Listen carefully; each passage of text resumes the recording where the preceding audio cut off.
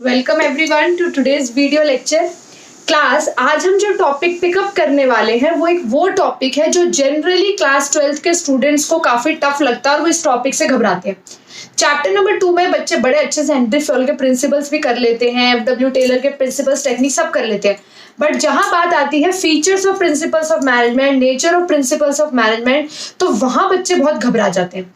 तो क्लास आज हम उसी टॉपिक को पिकअप करने वाले हैं। बहुत बच्चों की मैंने पर्सनली ये चीज ऑब्जर्व करी है प्रॉब्लम कि उनसे ये जो टॉपिक है ना, इसका कंटेंट समझने में और उसको लर्न करने में काफी प्रॉब्लम होती है। बट डोंट वरी, आज हम एक एक पॉइंट को डिटेल में उठाएंगे। हम दो चीजों पे हर क्लास पे फोकस करते हैं, आज भी हम उन्हीं दो चीजों पे फोकस करेंगे, concept clarity and number 2 important lines जो टीचर चाहता है आपने पेपर में लिखी हो।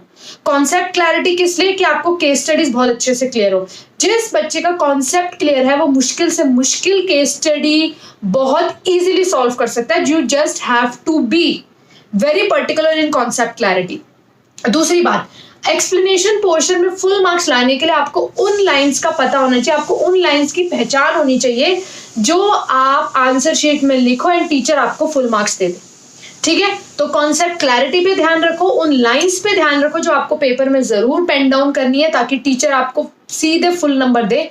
बीएसटी में फुल मार्क्स लाने का यही तरीका है, कोई शॉर्टकट नहीं है। There is no shortcut for scoring full marks in BST की 10 मिनट में एक टॉपिक कर लिया, ऊपर ऊपर से 15 मिनट में एक टॉपिक कर लिया, ऐसा कभी नहीं होता। शॉर्टकट नहीं होता फुल मार्क्स लाने का। पास होने के लिए शॉर्टकट्स होते हैं, 50-60% लाने के लिए शॉर्टकट होते हैं, बट 100% लाने के लिए आपके पास दो ही कीज होती हैं, concept clarity and the important lines. तो हम दोनों डिस्कस करेंगे आज की क्लास में। क्लास तो आज हम स्टार्ट करते हैं nature of principles of management का first point, that is universal applicability. आपको नाम से ही पता चल रहा है, universal means all over the world in every types of organization and applicability मतलब उसकी एप्लीकेशन। तो क्लास प्रिंसिपल्स ऑफ मैनेजमेंट जो है वो यूनिवर्सली एप्लीकेबल है। ये एक लाइन में आप टीचर को बता सकते हो। ये तो कोई बच्चा लिख देगा कि the principles of management are applicable in all types of organisation all over the world. खत्म हो गया एक्सप्लेनेशन। क्या इससे आपको उसकी एक्सप्लेनेशन में फुल मार्क्स मिलेंगे? नो। तो क्लास मैंने यहाँ पे पर्टिकुलरली वो चीजें मेंशन करी है जो एग्जामिनर ढूंढ रहा होता है आपने लिखा है या नहीं लिखा।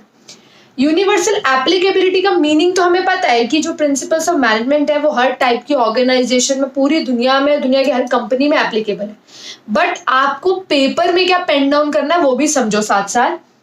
Principles of management are applied in all types of organisation. अब उस ऑल टाइप्स को इलैबोरेट करो। Business, non business, public sector, private sector, manufacturing sector, service sector, small scale, large scale. तो हमने यहाँ पे ऑल टाइप्स को थोड़ा सा ना ब्रॉडली बता दिया कि सभी टाइप की जो ऑर्गेनाइजेशन में प्रिंसिपल्स ऑफ मैनेजमेंट एप्लीकेबल है। साथ में दे दो एक एग्जांपल, बट प्रिंसिपल एप्लीकेबल हर जगह, हर ऑर्गेनाइजेशन में, बट उनका एक्सटेंट, उनकी लिमिट डिपेंड करती है टाइप ऑफ ऑर्गेनाइजेशन में। For example division of work, कि भाई अलग अलग काम अलग अलग लोगों को बांट दो अकॉर्डिंग टू देयर क्वालिफिकेशन। अब स्मॉल ऑर्गेनाइजेशन में 2, 3, 4, 5, 10 लोग होंगे तो 10 लोगों के बीच में काम डिवाइड होगा। लेकिन लार्ज ऑर्गेनाइजेशन में principle of division of work काफी दूर तक एक्सटेंडेड होगा, उसकी एक्सटेंसिव एप्लीकेशन होगी। डिफरेंट लेवल्स ऑफ मैनेजमेंट में होंगे, थाउजेंड्स ऑफ एम्प्लॉयज होंगे, थाउजेंड्स ऑफ एम्प्लॉयज का अपना अपना काम होगा, डिफरेंट डिपार्टमेंट्स होंगे, प्रोडक्शन, सेल्स, मार्केटिंग। तो समझ लो कि principle of division of work is applicable all over the organisation. पूरी ऑर्गेनाइजेशन में, डिफरेंट टाइप की ऑर्गेनाइजेशन में एप्लीकेबल है, but the extent of its applicability varies from organisation to organisation. But किस हद तक वो अप्लाई हो रहा है, it depends on organisation to organisation. Small organisation में division of work limitedly apply होगा, लेकिन लिमिटेड स्कोप है, बट लार्ज ऑर्गेनाइजेशन में principle of division of work की एक ब्रॉड एप्लीकेशन है, लार्ज लेवल पे वो अप्लाई हो रहा है। Okay class, now let's move to the next point. Next feature is general guidelines. Class as the name suggest आपको पता चल रहा है जनरल गाइडलाइंस का मीनिंग क्या है, एक आम गाइडलाइंस की हाँ ये आपके नॉर्मल सी डायरेक्शंस आप इनको फॉलो करनी है। आप इस चीज को ध्यान से सुन लो क्लास, जो मैं बोलने जा रही हूँ। जब भी आप जनरल गाइडलाइंस वाला पॉइंट एक्सप्लेन करोगे तो आपको फर्स्ट लाइन में ही ये मेंशन कर देना है कि principles of management are general guidelines they do not provide readymade solutions to a problem. इस चीज को आप बिठा लो दिमाग में कि प्रिंसिपल्स ऑफ मैनेजमेंट किसी भी प्रॉब्लम का सॉल्यूशन नहीं देते आपको। They are just general guidelines कि अगर यार ऐसा हो तो इसको फॉलो, ऐसा करना चाहिए, ये करना चाहिए, ऐसे करना चाहिए, ये चीज हमें ऐसा डिसीजन लेना चाहिए। किसी भी स्पेसिफिक प्रॉब्लम का वो आपको डायरेक्ट सॉल्यूशन नहीं दे देते। अगर कॉन्टिन्यूसली आपकी कंपनी के प्रॉफिट्स एकदम डाउन हो गए हैं तो कोई भी प्रिंसिपल ऐसा नहीं है जो आपको सॉल्यूशन दे देगा यार ये करो प्रॉफिट बढ़ जाएंगे। एक गाइडलाइंस है कि ऐसा करो, डिसिप्लिन लगा के देखो, कंपनी में डिसिप्लिन से काम करो, ऑर्डर फॉलो करो, हर चीज ढंग से सही जगह पे रखो, मोशन स्टडी फॉलो करो, मेथड स्टडी फॉलो करो, ये जनरल है, करना चाहिए। लेकिन एकदम ही आप अप्लाई करो और एकदम प्रॉफिट बढ़ जाएगा, ऐसा नहीं होता। दे डू नॉट प्रोवाइड रेडीमेड, एकदम आपको किसी भी प्रॉब्लम का सॉल्यूशन नहीं देंगे वो, ठीक है। तो ये इंपॉर्टेंट है, आपको मेंशन करनी है एग्जाम में कि प्रिंसिपल्स ऑफ मैनेजमेंट जस्ट एक आम गाइडलाइंस है, कोई स्ट्रेट जैकेट सॉल्यूशन नहीं है वो किसी भी प्रॉब्लम का, ठीक है। क्लास एक्चुअली में क्या होता है ना, रियल लाइफ जो प्रॉब्लम्स होती है बहुत कॉम्प्लेक्स होती है। किसी भी प्रिंसिपल की इतनी कैपेबिलिटी नहीं है कि वो उन कॉम्प्लेक्स प्रॉब्लम को यूं चुटकी में सॉल्व कर देगा, ऐसा होता नहीं है। तभी हम कहते हैं they are not readymade solutions to a problem. अब क्लास जैसे सपोज करो दो डिपार्टमेंट्स के बीच में लड़ाई हो गई बहुत ज्यादा, ठीक है। आप इस डिपार्टमेंट का फेवर लोगे, इस डिपार्टमेंट का फेवर लोगे, मैनेजर कंफ्यूज है। तो क्लास ऐसे केस में आप एक प्रिंसिपल फॉलो करो, जनरल एक guideline, subordination of individual interest to general interest, कि भाई कंपनी का गोल ऊपर रखना है, सबसे ऊपर कंपनी का गोल है और इंडिविजुअल गोल्स पर हमें ध्यान नहीं देना। तो अगर दो प्रोडक्शन और सेल्स मैनेजर के बीच में लड़ाई हो गई तो भाई क्लियर मैनेजर को एक चीज फॉलो करनी है, भाई कंपनी का गोल ऊपर है, तुम अपनी लड़ाई करो बंद, कंपनी का लॉस नहीं होना चाहिए, कंपनी के लिए दोनों करो चुपचाप काम। समझ आ रही है बात।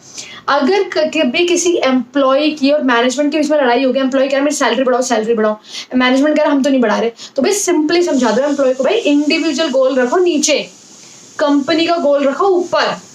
कंपनी को जब बहुत प्रॉफिट होगा तो सैलरी बढ़ा देंगे, अभी मत मांगो हमसे। तो सिंपल सी बात है, जनरल गाइडलाइंस। ऐसा नहीं है कि अब दोनों के बीच में लड़ाई थी, एम्प्लॉय सैलरी मांग रहा था और कंपनी सैलरी नहीं देना, ज्यादा करना चाहती थी, बढ़ाना चाहती थी, तो प्रिंसिपल से एकदम सॉल्यूशन हो गया, दोनों खुश हो गए। ऐसा नहीं होगा कि दोनों की प्रॉब्लम खत्म, एम्प्लॉय खुश कंपनी खुश, ऐसा नहीं होगा। प्रिंसिपल जस्ट एक गाइडलाइन है जो आपने एम्प्लॉय को बताई, उसे माननी पड़ेगी, ठीक है, कि इंडिविजुअल इंटरेस्ट को नीचे रखो, कंपनी के गोल को ऊपर रखो। This is just a guideline. ऐसा नहीं अचानक सीधा प्रॉब्लम सॉल्व हो गया एंड एवरीवन बिकेम हैप्पी।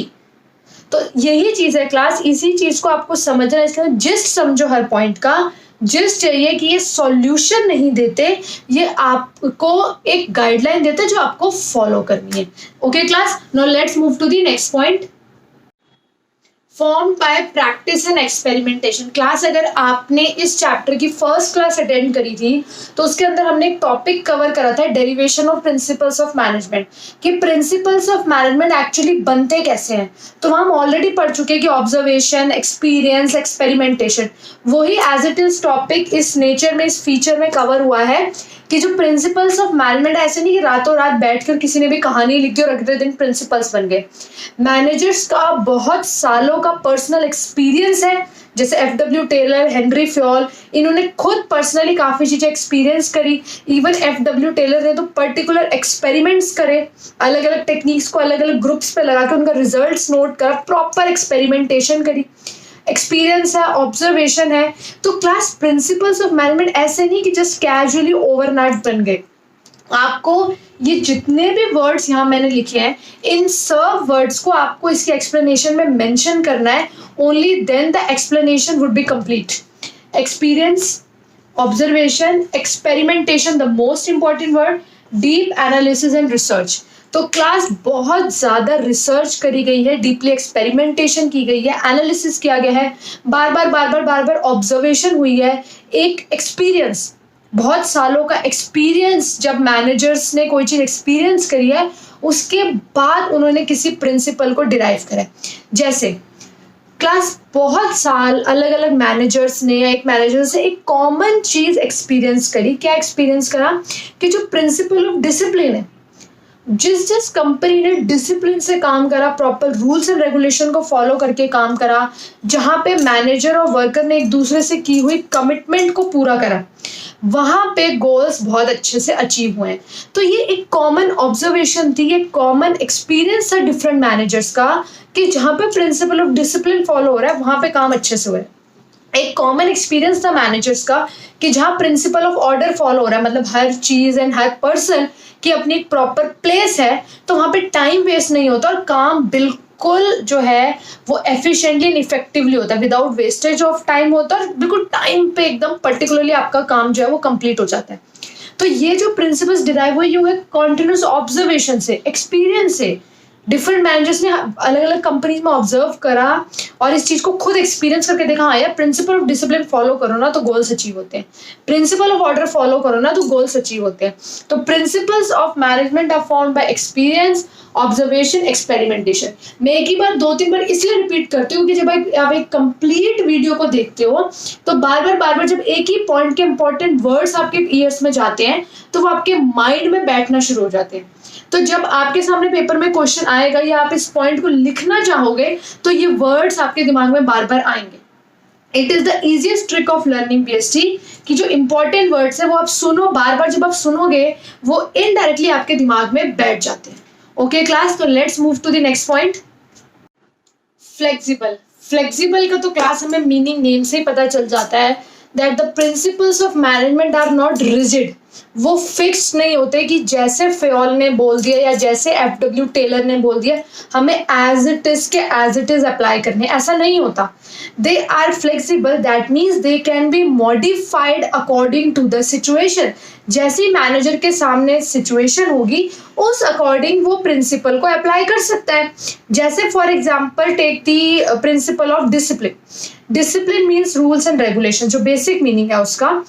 आप rules and regulations to company differ करेंगे ना, जो रूल्स एक कंपनी के हैं वही रूल्स दूसरी कंपनी के नहीं होंगे।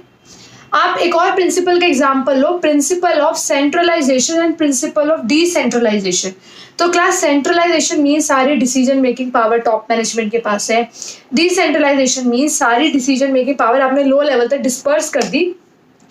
तो कंपनी में कितनी सेंट्रलाइजेशन होगी, कितनी डिसेंट्रलाइजेशन होगी, मतलब कौन से इंपॉर्टेंट डिसीजंस टॉप लेवल लेकर और कौन से रूटीन या इजी डिसीजंस आप डिस्पर्स कर दोगे टिल लो लेवल, वो डिपेंड करेगा कंपनी टू कंपनी। वो कंपनी टू कंपनी मैनेजर्स की, बोर्ड ऑफ डायरेक्टर्स की मर्जी है कि कितनी पावर वो अपने पास रखना चाहते हैं एंड वो कितनी डिस्पर्स करना चाहते हैं अपने एम्प्लॉयज या अपने डिफरेंट लेवल्स ऑफ मैनेजमेंट के बीच में। तो क्लास जब आप एग्जाम में इस पॉइंट को एक्सप्लेन करोगे तो आपको फ्लेक्सिबल के अंदर 2 चीजें जरूर मेंशन करना। एक तो दीज आर नॉट रिजिड, ये फिक्स नहीं है, ये स्टबन नहीं है कि एज इट इज के एज इट इज उठ के लगेंगे। दूसरी बात, they can be modified according to a situation. And then quote one example कि डिसिप्लिन की जो एप्लीकेबिलिटी है वो सब जगह डिफरेंट है, या जो प्रिंसिपल ऑफ सेंट्रलाइजेशन डिसेंट्रलाइजेशन वो डिपेंड करेगा कि आपकी कंपनी की क्या सिचुएशन है। ठीक है क्लास, तो now let's move to the next one, mainly behavioural. Behavioural means which influences the behaviour. Behaviour किसका होगा? मशीन का बिहेवियर तो नहीं होगा, रॉ मटेरियल का बिहेवियर तो नहीं होगा, तो बिहेवियर किसका होगा? बिहेवियर किसका होगा? एम्प्लॉइज का। तो मेनली बिहेवियरल का मतलब है कि जो प्रिंसिपल्स ऑफ मैनेजमेंट बेसिकली बनाए गए हैं, मेनली लिखा है यहाँ पे, कंपल्सरी नहीं कि 100 के 100% प्रिंसिपल्स जो हैं वो ह्यूमन के बिहेवियर के अकॉर्डिंग इन्फ्लुएंस करने के लिए बनाए गए। ऐसा नहीं है कि सारे के सारे ही प्रिंसिपल्स जो हैं वो ह्यूमन बिहेवियर को या जो ह्यूमन जितने भी एम्प्लॉयज काम कर रहे हैं उनके बिहेवियर को इन्फ्लुएंस करने के लिए बनाए गए हैं। कुछ मशीन से रिलेटेड भी हैं, कुछ रॉ मटेरियल से रिलेटेड भी हैं, कुछ प्रोडक्ट से रिलेटेड भी है, लेकिन मेनली बिहेवियरल का मतलब है मोस्ट ऑफ द प्रिंसिपल्स जो है कहीं ना कहीं उनका इन्फ्लुएंस किस पे रहता है? In influencing the behaviour of human beings. तो सबसे पहले क्लास आप ये समझ लो कि जब भी आप मेनली बिहेवियरल नेचर पॉइंट को एक्सप्लेन करोगे तो ये 2 पॉइंट्स एज इट इज लिखने बहुत जरूरी है, otherwise your explanation would be considered incomplete. Mainly behavioural में क्या आता है? Aim at influencing behaviour of human beings. सबसे इंपॉर्टेंट प्रिंसिपल्स ऑफ मैनेजमेंट का काम क्या है? ह्यूमन बीइंग्स के बिहेवियर को इन्फ्लुएंस करना। अगर आप प्रिंसिपल डिवीजन ऑफ वर्क लेते हो तो वहां पे हम पर्सन को उसकी क्वालिफिकेशन के अकॉर्डिंग काम देते हैं और एक ही काम वो बार बार करता है, ताकि हम उसके बिहेवियर को इन्फ्लुएंस करना चाहते हैं कि वो अपने काम में स्पेशलाइज्ड हो जाए और काम बड़े मजे से करे। प्रिंसिपल ऑफ डिसिप्लिन से हम उसको एक स्ट्रिक्ट रूल्स एंड रेगुलेशंस के बीच में रखते हैं ताकि वो फालतू गॉसिपिंग न करे, अपना टाइम वेस्ट ना करे। हम टेलर के principle development of each and every person to his और हर ग्रेटेस्ट एफिशिएंसी, हम उसमें वर्कर को ट्रेनिंग देते हैं ताकि वो मोस्ट अपनी जो कहते हैं ना मैक्सिमम पोटेंशियल टैलेंट को यूज कर सके। तो अगर आप ध्यान से देखो तो मोस्ट ऑफ द प्रिंसिपल्स क्या कर रहे हैं? ह्यूमन बिहेवियर को इन्फ्लुएंस कर रहे हैं। साथ के साथ सिर्फ मैंने अभी क्या बोला, सिर्फ ह्यूमन बिहेवियर से उनका लेना देना नहीं है, वो एक रिलेशनशिप बनाते हैं। किसके बीच में रिलेशनशिप बनाते हैं? Human and material resources. Human और मटेरियल रिसोर्सेज के बीच में भी हम रिलेशन बनाते हैं, जैसे कि प्रिंसिपल ऑफ ऑर्डर। हम हर ह्यूमन को प्रॉपर स्पेस दे रहे हैं, हम हर मटेरियल को प्रॉपर स्पेस दे रहे हैं। वाई? ताकि उस ह्यूमन को जब उस मटेरियल की नीड हो तो उसे वो उस पर्टिकुलर जगह पे मिल जाए, टाइम वेस्ट ना हो उसको उस मटेरियल को ढूंढने में। अगर हम मेथड स्टडी या मोशन स्टडी बना रहे हैं तो हम अननेसेसरी मूवमेंट्स को खत्म कर रहे हैं। किस लिए? ताकि अगर एक वर्कर को एक टूल की रिक्वायरमेंट है तो उसे टूल उठाने के लिए बार बार बेंड ना करना पड़े। हम डिस्कस कर चुके हैं, उसको फटाफट वो टूल अवेलेबल हो। अगर हम स्टैंडर्डाइजेशन टेक्निक की बात करते हैं तो हम अगर परफॉर्मेंस ऑफ मैन को स्टैंडर्डाइज करते हैं कि एक वर्कर एक दिन में 8 घंटे काम करेगा, एक वर्कर एक दिन में 10 बॉक्स बनाएगा, तो हम रिलेशनशिप बना रहे हैं उस वर्कर के और उस बॉक्स के बीच में कि अगर एक दिन में एक वर्कर 10 बॉक्स ही बनाएगा, ये हमने स्टैंडर्ड फिक्स कर दिया। दैट मीन्स हमने उस वर्कर की और उसके प्रोडक्ट के बीच में एक रिलेशन बना दिया। तो it enables a better understanding of the relationship between human and material resources. और ये सब हम क्यों करते हैं? ताकि ऑर्गेनाइजेशनल गोल्स अचीव हो सके। तो क्लास 2 चीजें आपको याद करनी है, समझ के लिखनी है कि ये एक तो ह्यूमन बिहेवियर को इन्फ्लुएंस करते हैं और ह्यूमन और मटेरियल के बीच के रिलेशन को एस्टैब्लिश करते हैं। For example principle of orderliness है। आप एक फैक्ट्री में प्लांट लेआउट सेट करो। लेआउट समझते हो? कौन सी मशीन कहाँ होगी, उसके बाद दूसरी मशीन कहाँ होगी, थर्ड फोर्थ मशीन को कहाँ रखना है। हम इस तरह से मशीन्स को सेटअप करेंगे कि जो मैन है, जो लेबर है, उसको कम से कम मूव करना पड़े और उसका और मटेरियल का फ्लो कोऑर्डिनेटेड हो। समझ रहे हो आप? जैसे अगर इंस्पेक्टर का कैबिन है तो हम इंस्पेक्टर का कैबिन हमेशा फैक्ट्री वाली जगह के फ्लोर पे रखेंगे ताकि इंस्पेक्टर को बार बार अगर फ्लो ऑफ मटेरियल चेक करना है या प्रोडक्ट चेक करना है तो उसे बहुत ऊंचे कहीं फ्लोर से ना आना पड़े। जिस फ्लोर पे फैक्ट्री है उसी फ्लोर में उसको एक प्रॉपर केबिन देंगे ताकि उसके लिए बहुत ईजी हो जाए बार बार आउटपुट चेक करना। तो क्लास हम इस तरह से लेआउट सेट करेंगे, इस तरह से प्रिंसिपल ऑफ ऑर्डर फॉलो करेंगे कि जो फ्लो ऑफ मटेरियल है और जो फ्लो ऑफ मैन है वो वेल कोऑर्डिनेटेड हो सके।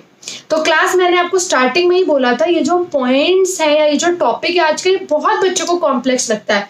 तो it might happen that you need to watch the video twice, but watch it twice. एक बार देखो, 2 बार देखो, 3 बार देखो, बट एक ही बार में लग के इसको 1-2 बार देख लो ताकि वो जो पॉइंट्स हैं, वो जो लाइन्स हैं, वो आपके दिमाग में अच्छी तरह से रिटेन हो जाए। Okay class, let's move to the next one. This point is very important class, cause and effect relationship.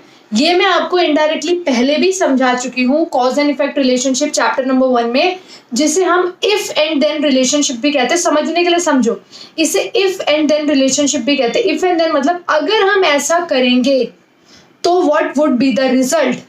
तो प्रिंसिपल्स ऑफ मैनेजमेंट में कहते हैं कॉज एंड इफेक्ट रिलेशनशिप होती है। यानी कि सपोज करो 3 कंपनीज है ए बी सी। मैंने कंपनी ए में प्रिंसिपल ऑफ डिसिप्लिन अप्लाई करा तो गुड रिजल्ट्स आए, ऑर्गेनाइजेशनल गोल्स बहुत अच्छे से अचीव हुए। मैंने कंपनी बी में प्रिंसिपल ऑफ डिसिप्लिन अप्लाई करा तो बहुत अच्छे रिजल्ट्स आए एंड गोल्स बहुत अच्छे से क्लियर हुए। अब मुझे ये चीज अच्छे से पता है कि अगर कंपनी ए में प्रिंसिपल ऑफ डिसिप्लिन ने इतने अच्छे रिजल्ट्स दिए हैं, कंपनी बी में प्रिंसिपल ऑफ डिसिप्लिन ने इतने अच्छे रिजल्ट दिए हैं, तो if I apply principle of discipline to company C then it will also produce good result। इसे बोलते हैं if and then relationship, क्योंकि ऑलरेडी मैं चेक कर चुकी हूँ कि जहां जहां मैंने प्रिंसिपल ऑफ डिसिप्लिन अप्लाई करा वो रिजल्ट्स बहुत अच्छे हैं। यानी कि इफ एंड देन रिलेशनशिप, कि अगर if I apply the principle of discipline company C then I know the result कि गोल्स वुड बी अचीव्ड। ठीक है, इसे बोलते हैं class if and then relationship. But class एक बात ध्यान रखना, वैसे तो ठीक है प्रिंसिपल्स ऑफ मैनेजमेंट में कॉज एंड इफेक्ट रिलेशनशिप होता है, इफ एंड देन रिलेशनशिप होता है, हमें पता होता है कि सेम प्रिंसिपल हम और भी सिचुएशन में लगाएंगे और भी कंपनीज में लगाएंगे तो क्या रिजल्ट आएगा। मुझे पता है अगर मैं principal of discipline company D में लगाऊंगी तो क्या रिजल्ट आएगा। लेकिन क्लास एक बात जरूर ध्यान रखना, जो आप गलती से भी इस पॉइंट पे मेंशन करना मत भूलना, since principles of management are applicable on human behaviour, इस चीज को ध्यान रखो, क्योंकि ये ह्यूमन बिहेवियर पे एप्लीकेबल होते हैं ना क्लास, तो accurate cause and effect relationship establish करना थोड़ा मुश्किल है। एक्यूरेट मीन्स कि हमेशा ही हमेशा प्रिंसिपल ऑफ डिसिप्लिन के अच्छे रिजल्ट देगा, क्या ये कंफर्म है कि वो हमेशा ही देगा। तो क्लास हो सकता है वो कंपनी सी में हम डिसिप्लिन लगाए वो अच्छे रिजल्ट दे, हम company principal of discipline company D में लगाए वो अच्छे रिजल्ट दे, बट हो सकता है जब हम कंपनी ई में प्रिंसिपल ऑफ डिसिप्लिन लगाए तो क्या पता वो अच्छे रिजल्ट्स ना दे। हो सकता है सभी वर्कर रूल्स एंड रेगुलेशंस को फॉलो करें, लेकिन फिर भी कंपनी का प्रोडक्ट इतना खराब हो कि जो गोल सब अचीव ना हो पाए, या वर्कर्स जो हैं वो डिसिप्लिन में तो है, रूल्स एंड रेगुलेशंस फॉलो कर रहे हैं, लेकिन वर्कर्स जो है ना वो अंदर ही अंदर कुछ गड़बड़ कर रहे हैं, वो खराब रॉ मटेरियल यूज कर रहे हैं, या जो वर्कर्स हैं रूल्स एंड रेगुलेशंस फॉलो कर रहे हैं बट वो बहुत जल्दी थक जाते हैं और उनके अंदर स्टेमिना नहीं है।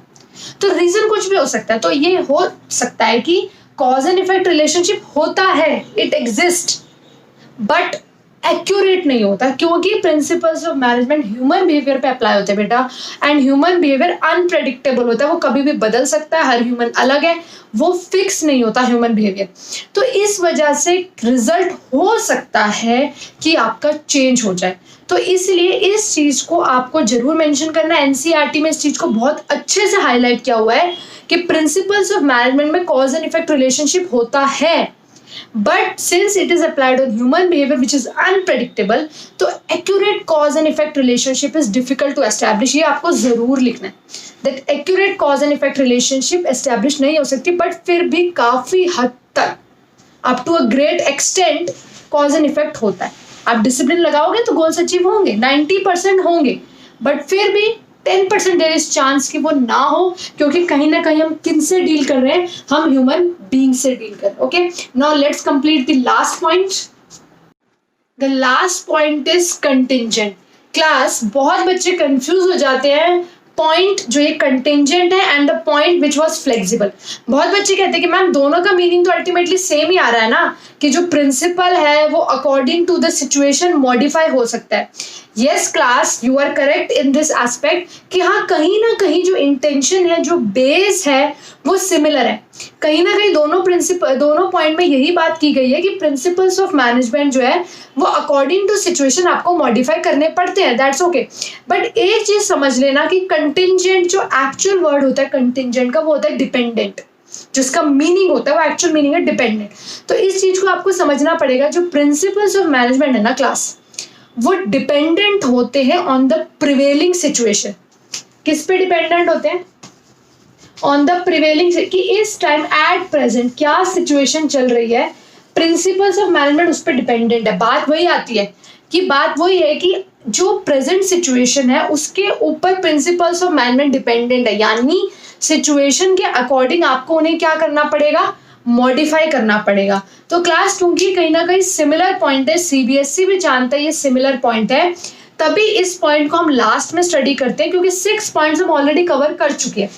केस स्टडी में आप आंसर फ्लेक्सिबल या कंटिंजेंट दोनों में से जो भी लिखते हो, सपोज कोई केस स्टडी आती है कि प्रिंसिपल ऑफ डिसिप्लिन रोहन के फादर इस तरीके से अप्लाई करते थे, बट जब से रोहन कंपनी में आया है तो उसने प्रिंसिपल ऑफ डिसिप्लिन में थोड़े चेंजेस करे, रूल्स और रेगुलेशंस को चेंज कर दिया। तो प्रिंसिपल ऑफ डिसिप्लिन को मॉडिफाई किया गया अकॉर्डिंग टू सिचुएशन। अब आपसे पूछा जाएगा कि ये कौन सा फीचर हाईलाइट हो रहा है, तो क्लास आप यहाँ फ्लेक्सिबल लिखो या कंटिंजेंट लिखो, बात एक ही है, क्योंकि दोनों की इंटेंशन सेम है। You would be getting full marks in both the cases. Both the cases में डिफरेंशिएशन नहीं है, तभी इसे लास्ट पॉइंट में कंसिडर किया गया है, and first 6 point already covered हो चुके हैं। तो ये कंफ्यूजन खत्म कि केस स्टडी में ये लिखेंगे या वो लिखेंगे, दोनों का इंटेंशन सेम है, you can write anything. Dependent upon the situation का भी यही मतलब है कि अकॉर्डिंग टू सिचुएशन आपको प्रिंसिपल को क्या करना पड़ेगा, मॉडिफाई करना पड़ेगा।